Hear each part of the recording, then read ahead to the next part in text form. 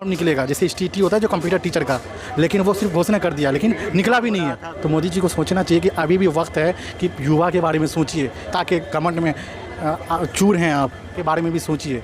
सिर्फ कागजी कार्रवाई कर करके दिखा देते हैं ये हर ज़मीनी स्तर पे जाओ तो कुछ होता ही नहीं है। आज हम बिहार में बहुत सी समस्याएं हैं, जैसे अभी जो अनएम्प्लॉयमेंट है, जैसे मैं IT सेक्टर में जॉब कर रहा था लेकिन वहाँ इतनी ज़्यादा प्रेशर है, हैदराबाद जाना पड़ता है। अगर वही IT सेक्टर हब हमारे बिहार में खुल जाए तो कितनी अच्छी बात रहेगी। ये नीतीश कुमार को सोचना चाहिए। अभी वो घोषणा कर दिया है नीतीश कुमार ने कि STT का फॉर्म निकलेगा जैसे STT होता है जो कंप्यूटर टीचर का, लेकिन वो सिर्फ घोषणा कर दिया लेकिन निकला भी नहीं है। तो भाई बहुत से लोगों को सेंटर नहीं मिला, कल ही का मामला है। STT का नहीं है, वो अलग का बात है, लेकिन SST का, लेकिन मैं STT की बात कर रहा हूँ, BPSC TRE 4 की बात कर रहा हूँ, जो बहुत से कंप्यूटर टीचर बनना चाह रहे हैं। तो उनके लिए घोषणा सिर्फ कर दिया गया है लेकिन फॉर्म का डेट निकाला ही नहीं जा रहा है। इस पर ध्यान नहीं दिया जा रहा है, सिर्फ और सिर्फ ये चकाचौंध दिखाया जा रहा है। सिर्फ ऑफिशियली चकाचौंध दिखाया जाएगा कि मैं कर दिया हूँ, लेकिन युवा के लिए सोच ही नहीं रहा है। जो अभी NDA की सरकार है, सोचना चाहिए एटलीस्ट अभी भी वक्त है उनको।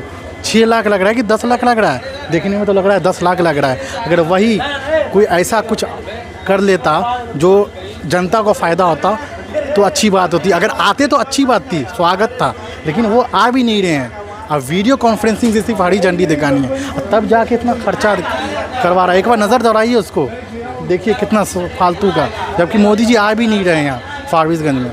तो ये फालतू का खर्चा है, सिर्फ जनता के पैसे से का सही से उपयोग नहीं किया जा रहा है, उसके टैक्स के पैसे से को बर्बाद किया जा रहा है। और हम जैसे अनएम्प्लॉय जो जितने भी युवा हैं उनके बारे में सोचा ही नहीं जा रहा है। जैसे मान लो, चलो मैं तो अभी जॉब में हूँ, ठीक है, तो मेरे को जाना पड़ता है हैदराबाद, बताओ जाना पड़ता है, फिर हाँ छोड़ के जाना पड़ता है। अगर वही से रिलेटेड यहाँ हब होता तो हम लोग बाहर नहीं जाते। जो मज़दूर क्लास के लोग हैं, जैसे हमारे फैमिली में भी बहुत मज़दूर क्लास के लोग हैं, वो सब हरियाणा जाते हैं, तमिलनाडु जाते हैं। अभी रिसेंटली गया है एक लड़का, तो अभी जाते हुए ट्रेन में कट गया, रास्ते से उतर रहा था, पैर कट गया उसका। बताइए, सिर्फ कमाने के लिए जा रहा था, वो हादसा हो गया। तो हादसा को तो टाला नहीं जा सकता है, लेकिन अगर वही चीज़ यहाँ रहता तो अपने घर परिवार के साथ रहता तो मेंटली प्रेशर कम रहता है। मोदी जी को यही संदेश देना चाह रहे हैं और नीतीश कुमार को भी कि आप जो मोदी के साथ हैं तो मोदी जी को सोचना चाहिए कि अभी भी वक्त है कि युवा के बारे में सोचिए। अगर ये नहीं सोचिएगा तो जो हाल नेपाल में हुआ है, बांग्लादेश में हुआ है, हो सकता है यहाँ भी होने वाला हो, इंडिया में भी होगा। इसलिए घमंड को साइड में रख करके युवा के बारे में सोचिए। ये नहीं कि कोई मतलब कि ज़्यादा ताकत है तो मतलब सत्ता के घमंड में चूर हैं आप, तो ये मत ही।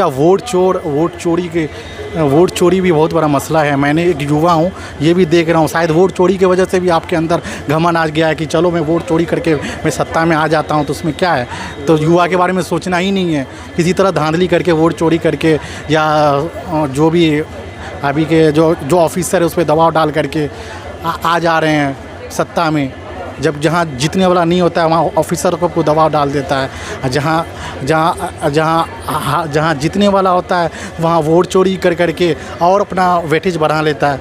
ये सब है कि वोट चोरी भी बहुत बड़ा मसला है, जिसके वजह से मोदी का सीना चौड़ा हो गया। मोदी जी जो प्रधानमंत्री, वो जानते हैं कि मैं किसी तरह से मैं वोट चोरी करके कहीं भी अपना सरकार बना रहा हूँ, तो उसको जनता के बारे में ख्याल ही नहीं है, युवा के बारे में ख्याल ही नहीं है। लेकिन ये एक वक्त आता है, जैसे नेपाल का वक्त आया है, बांग्लादेश में आया था, यहाँ भी होने वाला है अगर नहीं सोचेगा तो।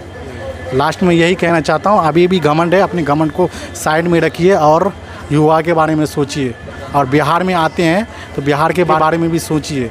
सिर्फ कागजी कार्रवाई कर करके दिखा देते हैं ये हर ज़मीनी स्तर पे जाओ तो कुछ होता ही नहीं है। लास्ट में मेरा यही संदेश है।